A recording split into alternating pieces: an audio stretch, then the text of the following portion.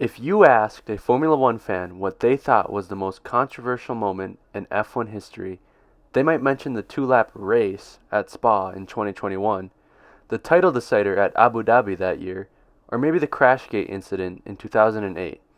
However, none of these stack up to the incident that occurred at the 2005 United States Grand Prix. See, what started out as a typical 20-car Grand Prix became a 6-car race after one of the greatest tire debacles in motorsport history. During a practice session just 2 days before the race, Ralf Schumacher suffered a horrific tire failure.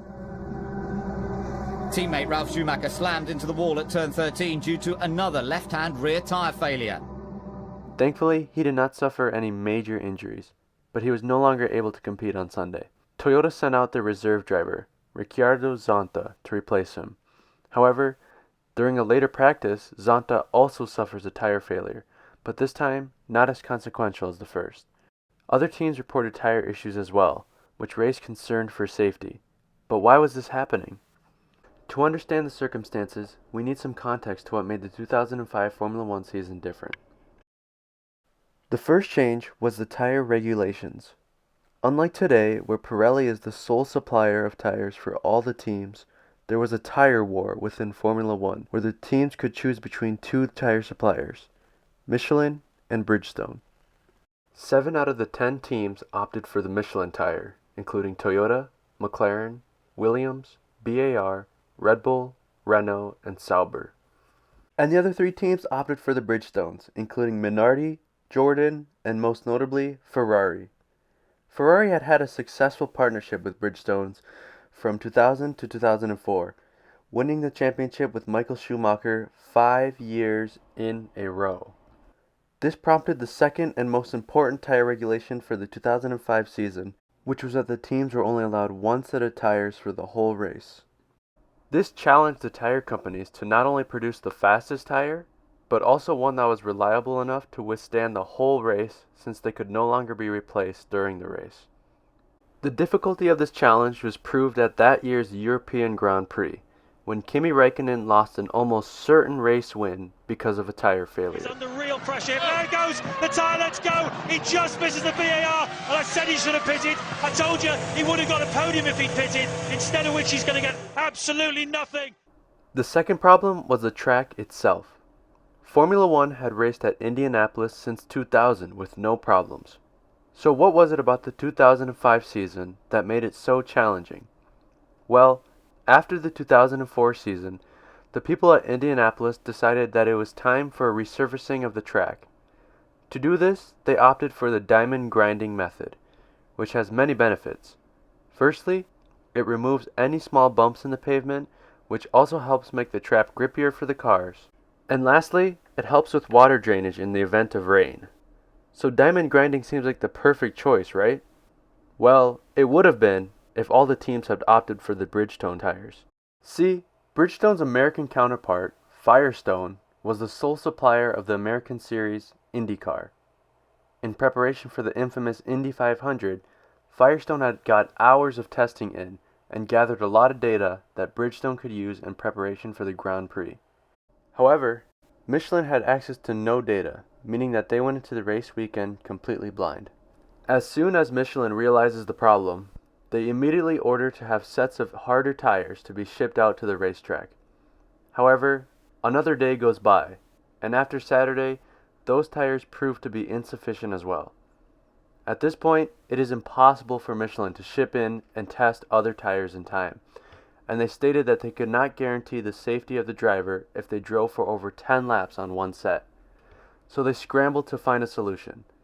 This problem created 3 sides to the argument: the teams, the tire companies, and the governing body of Formula One, the FIA. The 3 sides each came up with a solution to this problem. However, none could agree on which was the best solution. The first solution to be brought up came from Michelin.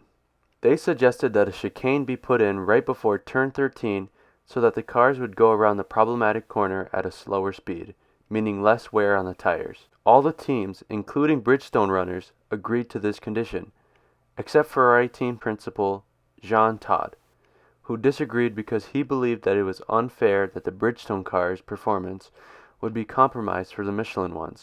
The Michelin teams responded by saying that they would be happy to race for no championship points if it meant that they could race. However, that was not the main problem to this idea. Instead, it was the FIA. The FIA did not permit the chicane because of safety reasons. See, each track is homologated for the specific race configuration and does not allow for any changes to be made without it being homologated again, as there could be safety issues. Charlie Whiting, the FIA race director who was present at the race, stated, "What if a car hits the chicane and a wheel goes over the fence? There was absolutely no way that was happening. On matters of circuit safety, I can't make any compromises." So, if the FIA were not willing to settle with this solution, what was their idea? Well, their idea was to allow all cars to race on the normal track, but the Michelin cars would be forced to take turn 13 at a lower speed. Michelin had no problems with this solution as they believed that the tires would survive under these conditions. This, however, was shut down at a meeting with the teams.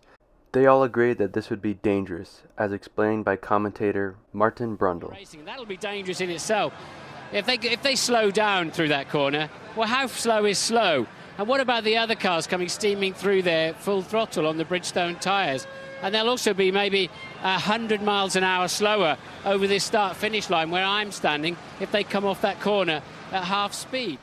This was the only solution brought up by the FIA. The teams came up with a couple of solutions. First, they suggested that all the Michelin cars would be forced to go through the speed-limited pit lane every lap. However, they deemed this solution to be too unrealistic and it would put the Michelin teams at a huge disadvantage.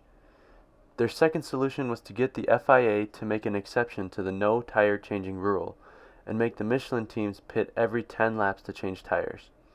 However, the FIA stated that they were not willing to bend their rules because teams did not come prepared. As the race start neared, both the teams and Michelin continued to push for a chicane to be implemented. They firmly believed that this was the best solution despite safety concerns. The pressure rose and the situation was made known to the FIA president, Max Mosey, who warned, "If a chicane is implemented, then the FIA will remove itself from the race, including all personnel, and it will not be considered a championship race." Eventually, after a long and high-tension debate, the teams came to the conclusion that the Michelin teams would only complete the formation lap and then file into the pit lane. However, no one was certain that this would actually happen. Everyone, except the unsuspecting fans, watched tensely as the cars made their way around the track for the formation lap. At the end of the lap, all 14 Michelin cars filed into the pit lane and were shut away into the garage. He's on his way in already. Looks like teammate Fisichella just in front of him, and I think the McLaren Toyota, there's the pole sitter Jarno Trulli pouring into the pits, and just listen to the crowd. I'm open. Confusion struck the fans as they watched 6 cars fill the grid and start the race. Confusion quickly turned into anger as they realized that they had come all the way to Indianapolis just to watch a 6-car race. Fans threw beer cans and water bottles onto the track, and many left the raceway. They swarmed the ticket booth, demanding a refund for this event. Neither the FIA nor Indianapolis Motor Speedway, or IMS, gave them a refund. Instead, Michelin stepped up and offered a refund to anyone who wanted one. In addition, they bought 20,000 tickets for the 2006 US Grand Prix and gave them away to spectators. You can see the car decay and may well be on for a podium here this afternoon. Who knows what's going to happen in the US Grand Prix? It's the strangest race ever, and it gets underway now. Predictably, Mike. When Formula One returned to IMS in 2006, they were greeted with a less attended crowd, which only went down as the years went on. After the 2007 race, IMS pulled out of a contract for F1, and that was the last time they raced there. The race that was known as F1's Darkest Day in America had a lasting impact on the motorsport fans of America. 2007 was also the last time F1 raced in America until 2012 at the newly built Circuit of the Americas in Austin, Texas. This event was well attended, and it seemed that Formula One was recovering from its incident in 2005. Changes within the sport were also made after this event. Firstly, it removed the rule of not allowing tire changes mid-race for the next season, and Michelin ended their contract in 2007, leaving Bridgestone as the sole supplier until Pirelli took over in 2011. Since then, there have been many changes to the tires, including making them slick again, changing the widths, and recently switching to low-profile tires.